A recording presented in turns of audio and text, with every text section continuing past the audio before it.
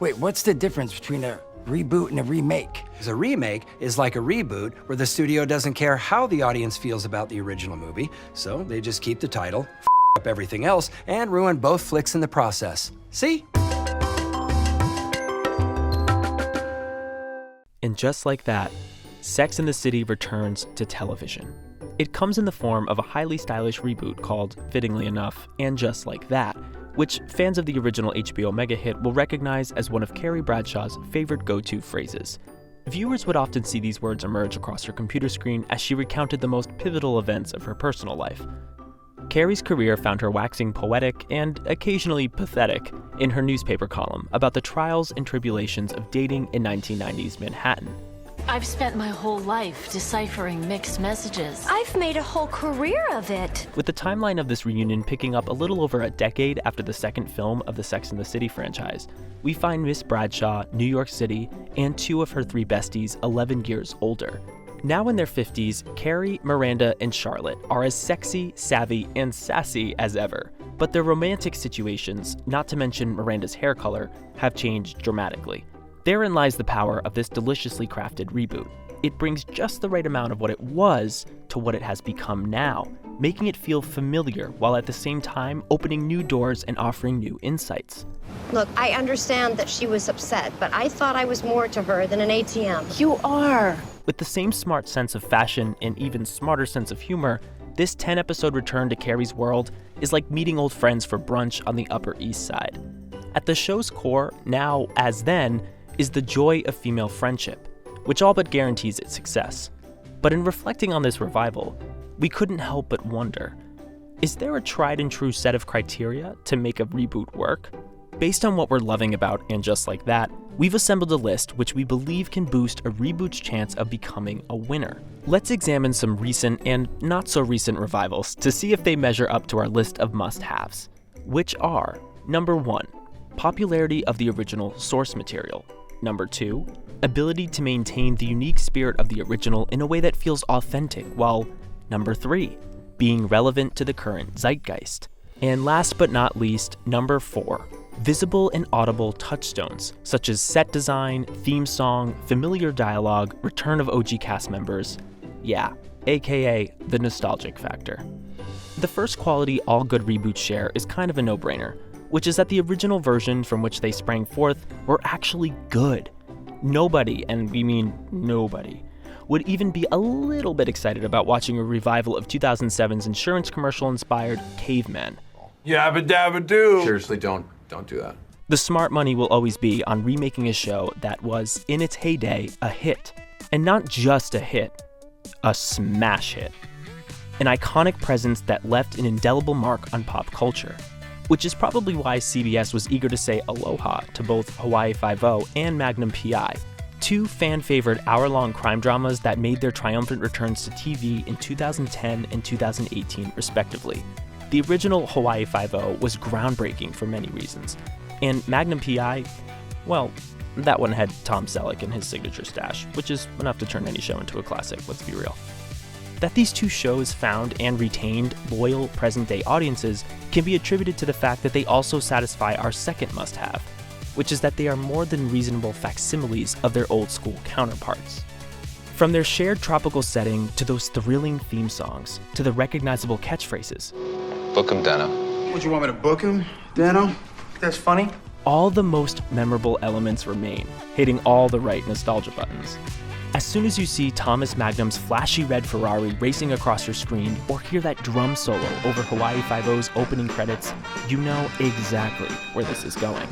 As touchstones go, keeping the theme song, even if you have to tweak it a little bit, is like the old show giving the new show its blessing. Given the length of time elapsed between the first runs and the reboots of Hawaii Five-0 and Magnum P.I., none of the original stars appear in either. But the actors who have stepped in to recreate the iconic characters have been more than equal to the task. Especially the fact that in the new Magnum, Higgins is a woman. She does her job with the same smooth, slightly annoyed efficiency as the first guy, and the swap is a great way to bring the show up to date in terms of gender expectations. The general themes of good guys versus bad guys and friends who've got your back are of course as relevant today as they were in the past. These shows are not merely reboots, they're tributes, an educational exercise in, if it ain't broke, don't fix it. Funny, right? Sometimes, though, things can get broken during the rebooting process. Case in point, the highly anticipated comeback of Roseanne. The first iteration premiered in 1988 as a vehicle by which comedienne Roseanne Barr could flesh out her unique stand-up comedy persona. Off the air, there was never a shortage of headlines concerning the eponymous star, but her tendency towards controversy didn't worry the ABC execs enough to keep them from rebooting her show in 2018. As luck would have it, the entire main cast was down for taking part in the remake. And watching them fall back into their easy and believable family rhythms was like going home again. The Connor family employed the same truthful tone and unapologetic humor to address societal concerns of the 2000s. And now I get to talk. She's finally coming out of her shell. Quiet, everybody. A big part of the draw was the nostalgic rush it provided, thanks to so much of what the audience remembered being kept intact for the reboot. The set was as shabby and comfortable as it had always been. Most of Dan and Roseanne's kids still lived under the same roof, and lovable, ne'er-do-well Aunt Jackie was a constant but welcome presence in the household. Most importantly, Roseanne's signature snark hadn't softened over the years. Unfortunately, neither had her penchant for making waves. Following some very unacceptable tweets, ABC opted to remove Roseanne from the show, reimagining it for season 2 as taking place in the aftermath of Rosie Connor's untimely death. Wait, what? Mom overdosed? They called the rebooting The Connors, and viewers, sponsors, and TV honchos held their collective breath, waiting to see how this new spin on the new spin of the old spin would measure up. Happily, the remaining members of the Connor clan did not disappoint, and the show maintained its popularity even in the wake of its star's departure. Now, that's what we call a solid reboot. Don't touch anything, I've got a system. Hey, did you spend your tween years pondering that age-old existential question? Whatever happened to predictability? Then you know exactly what reboot comes next. Fuller House, that beloved grandchild of ABC's late 80s sitcom Full House, came to Netflix in 2016, with plenty of hype, lots of audience goodwill, and the cheerful of its sing-along-induced theme song. For the remake, producers faithfully recreated the Tanners' San Francisco digs, and seeing those familiar rooms with their cozy decor was like stepping back in time. Usually when you're still living in your parents' house after 30 years, you'd be considered a bunch of losers. Danny was still a hugger, Joey was still a jokester, and the adorable Tanner sisters were back as their adult selves, with Candace Cameron Bure and Jodie Sweetin gracefully resuming their roles of DJ and Stephanie. Wait, weren't there 3 Tanner girls in the original? And if memory serves, didn't one of them basically steal the show with her ever-mimicable catchphrase? You got dude. But little Michelle, played by mega-famous Mary-Kate and Ashley Olsen, didn't make a return to the San Francisco home, and the show addressed Michelle's conspicuous absence in the pilot with a group mug to the camera, which spoke volumes and got big laughs. The Reboot's inciting incident is a heartbreaking deja vu of the original setup, with grown-up DJ being recently widowed, just like her father had been in the original. Your mom was always so good at this stuff. I'd come home from work and everything was always perfect. The show did drop the ball a bit in maintaining the squeaky clean spirit of its predecessor in terms of humor. Fuller House, perhaps in an attempt to feel more suited to relaxed new millennium mores, skewed a lot more adult in its jokes and allusions. Now, we're not saying it was DJ Does Dallas or anything, but more than a few audience members were disappointed. Talk to the hand, loser. Oh, snap. You go, girl. I think I just did. This may be one reason the show didn't last, but there's no denying that during its first year, the remake was an overwhelming success. So how does Fuller House measure up on our what makes a good reboot scale? Does it tug at our heartstrings by luring us with the same, albeit modernized, theme song? Check. Do we get the warm fuzzies from seeing the same cast performing on the same set? Check and check. Is it true to the humor, style, and tone of the original? Mostly check. The powers behind this reboot understood the assignment and did not overreach. If they had, we'd have insisted they cut it out. Although the best reboots endeavor to maintain the heart and soul of the shows that inspired them, within the scope of being faithful comes an empowering opportunity to offer new perspectives through the eyes of beloved characters. One notable example is that at the onset of the original Roseanne, every member of the main cast was white and straight. although in later seasons, Rosie did have some LGBTQ plus pals, and her mother came out as a lesbian. In the update, one of the Connors' grandchildren, Mary, played by Jaden Ray, is biracial, and the other, Mark, Ames McNamara, is gender non-conforming. Such casting would likely never have been greenlit back in the 80s, and giving voice to diversity is an undeniably positive step forward. Did you ever like a boy? No. Does it bother you that I do? No. Similarly, In Just Like That, has broken its own mold for the better. In the 90s, when gay characters were still fairly few and far between, Sex and the City featured the late Willie Garson as Carrie's gay best friend. What we didn't see the first time around were any prominent characters of color, but in the reboot, we're gratified to see a number of new characters who do reflect the diversity of the world we live in. That same idea is part of what makes this next reboot, The Wonder Years, so powerful. What would you do if I sang out of tune? Back in the late 80s and early 90s, critics and audiences alike hailed Kevin Arnold as an archetypal every kid, growing up in suburbia circa 1968. What the remake reminds us is that white kids weren't the only ones coming of age during that time period. Indeed, for African Americans, the 60s and 70s were about as turbulent and impactful as an era can get.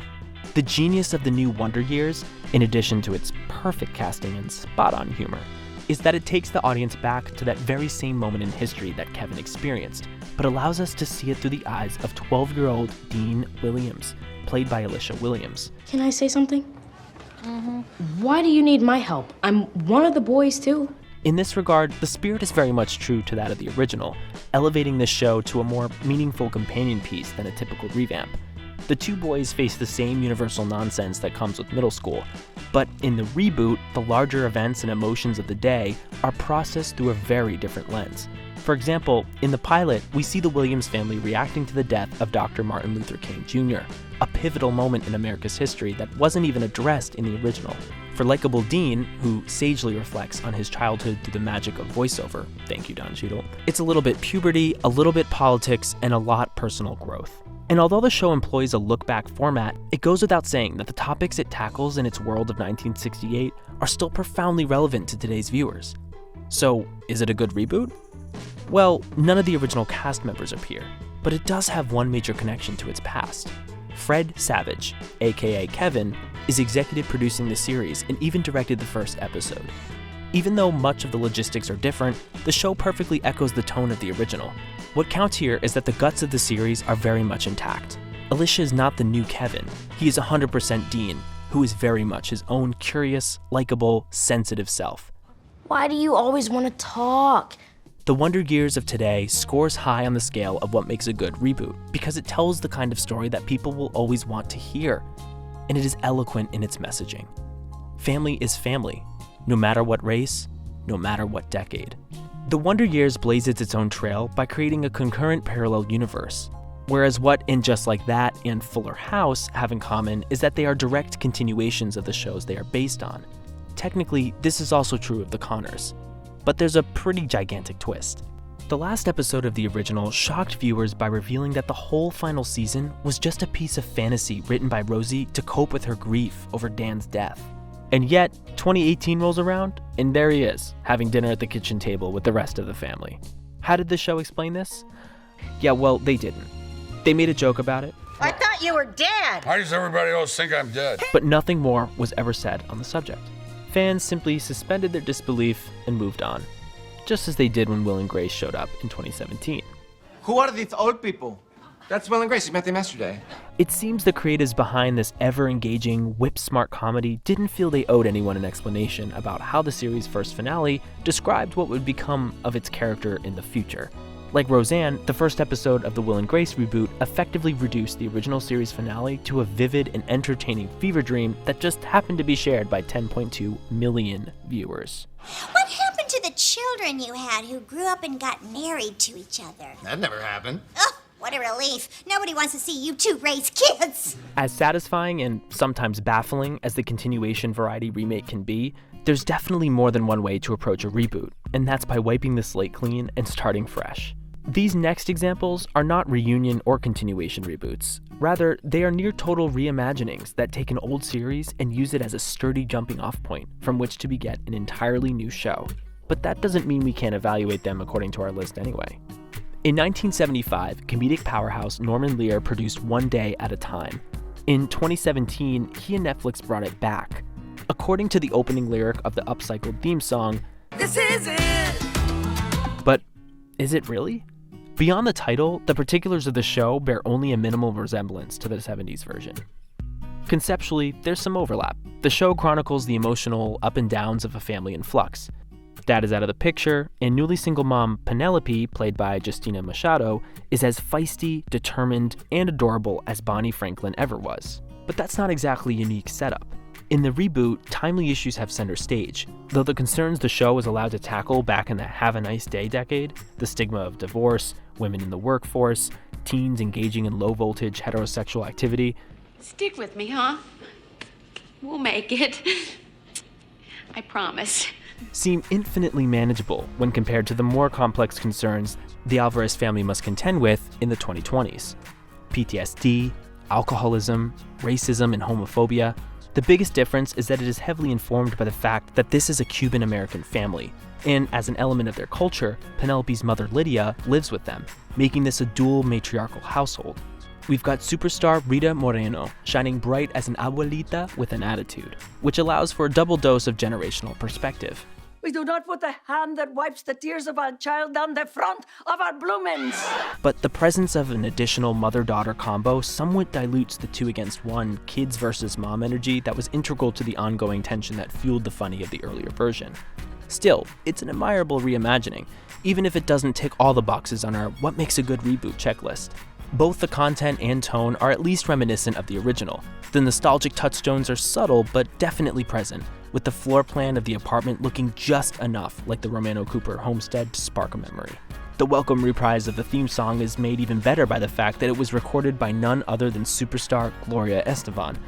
But unlike the connection that exists between the two Wonder Years families thanks to both shows being so firmly rooted in the 1960s zeitgeist, the new One Day at a Time feels less like a new show that is the old show's soulmate and more like a new show that might rent and watch the old show online.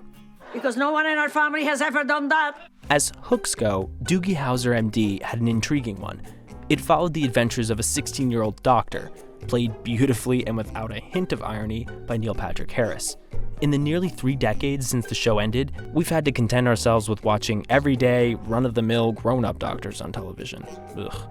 But in 2021, Disney Plus introduced us to a new medically inclined child prodigy, Doogie Kamealoha MD. This time around, the show is set in Hawaii, and the main character is a mixed-race teenage girl, reflecting the television industry's long overdue recognition that A, girls are smart too, and B, for art to accurately imitate life, it must celebrate diversity as the rule rather than the exception. Laela Kamealoha is played by charismatic Peyton Elizabeth Lee, which begs the question, honestly, are actors cast to play precocious kids contractually obligated to go by 3 names? Sorry. In the first episode of the reboot, new Doogie, dare we say, Noogie, Sorry. Surgical jargon. Gotcha. informs viewers that she's been nicknamed Doogie by older colleagues who remember a certain TV show. Seems like a flimsy stab at meta-connectivity to us, especially when they could have had some fun with it by revealing that Laela is the baby Dr. Hauser and was called upon to deliver in the lobby of a Honolulu hotel while on vacation 16 years earlier. The mention of the nickname is the only moment in which these two made-up worlds intersect, then just as quickly diverge. We should note that the original theme song is back with a Hawaiian flair, and we love the fact that Laela chronicles her professional and personal experiences by vlogging, just as NPH's character kept a diary on his clunky desktop PC. Although this redoog with a she-doog contains almost nothing to evoke any nostalgic longings for the original he-doog, we do like it. And it's not just us. 2 out of 2 16-year-old doctors agree. Doogie Kamealoha MD presents with many excellent vital signs necessary to make it an entertaining reimagining of a classic show. Being stuck between 2 worlds can be pretty isolating. Okay, go grab yourself a makeup mirror, a popsicle stick, and 3 semi-ripened kiwi fruits and quickly cobble together a working analog television set. We'll wait. How'd it go? Yeah, that's what we thought. After all, you're no Angus MacGyver, a character who was so good at this sort of thing he actually made his way into the Oxford English Dictionary as a verb. Who are you? Name's MacGyver.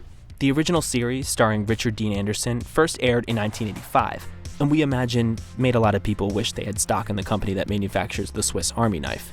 It was rebooted in 2016 with essentially the same premise and Lucas Till in the lead role.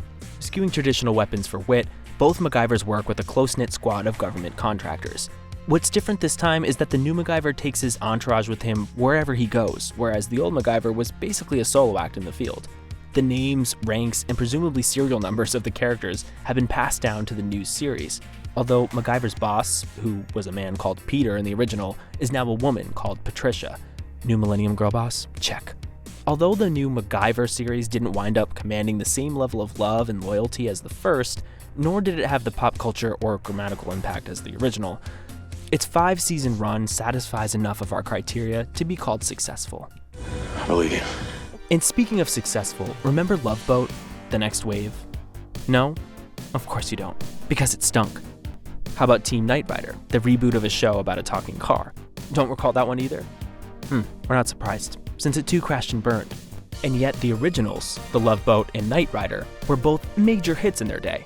In this case, obeying our first reboot commandment, which says that a show must be uber popular on its maiden voyage.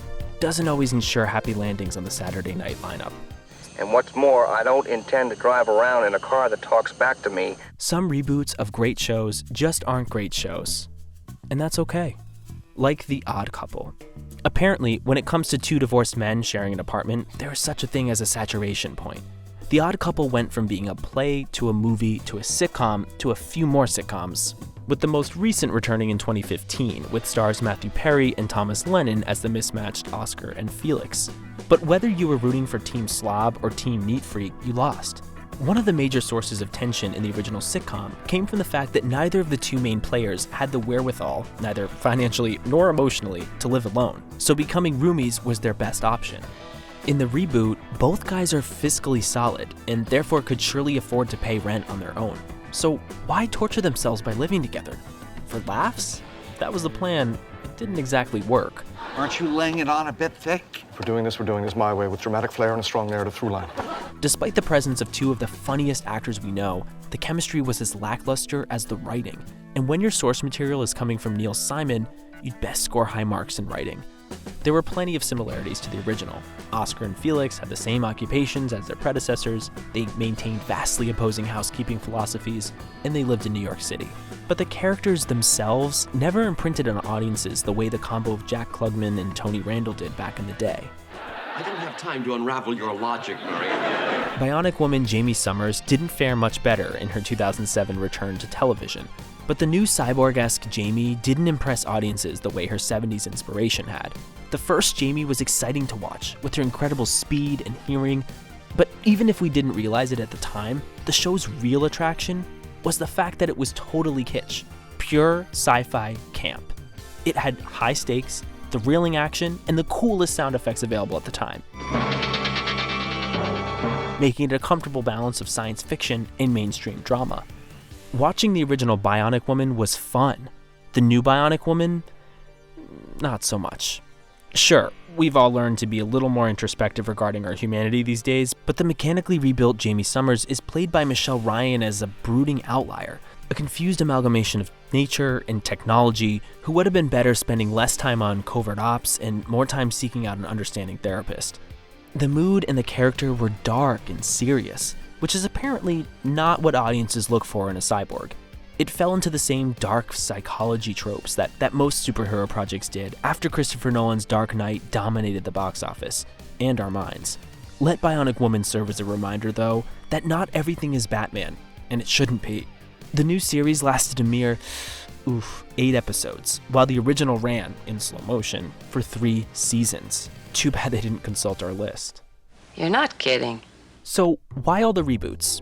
Is the entertainment industry so strapped for new ideas? Is there no one anywhere who can come up with a single concept we haven't seen on television before? Of course not. Rebooting is not about laziness. It's not even about being derivative. It's about acknowledging that truly good ideas will, with a reasonable amount of tweaking, stand the test of time. Despite the fact that the shows we've discussed span genres, age groups, and eras, there is something enduring about the nature of each one.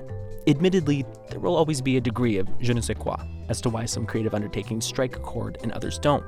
But for the most part, in terms of TV reboots, those that work have some basic but important things in common. They were good to begin with. They remain true to their original spirit while appealing to new viewpoints and cultural circumstances. And they evoke just enough nostalgia to make viewers feel that the best things in life don't always have to fade away completely. Why does it have to end? People like it so much. I'm not ready for it to be done. I want to binge more. Maybe we should look at reboots the way we look at plays. We never complained about the countless stage versions of our favorite plays. They were intended to be both relevant in the times they were written and to be performed by different actors in different places and in different times. Sure, you could make the argument that studios and networks just want to capitalize on nostalgia, and let's be clear here, they do. But it's on us to accept these reboots. These reboots, like so many plays, can use the same story and familiar characters to say something about the times we're in. Not everything will hold up, that's impossible. But that doesn't mean we shouldn't explore the possibilities of retelling a story. So maybe the allure of the reboot is that it is both old and new at the same time. It has a past as well as a present, and what it was then accounts for a lot of what it is now. Apparently, leaving is only an option for strangers. If you're family, you're trapped here. Oh, good. You finally get it. Because isn't the same true for human beings? We evolve and grow while keeping mindful of where we came from. And if we're lucky, we get renewed for another season. Just like the television shows that entertain and define us. Wait, you said no reminiscing. Maybe just a little bit.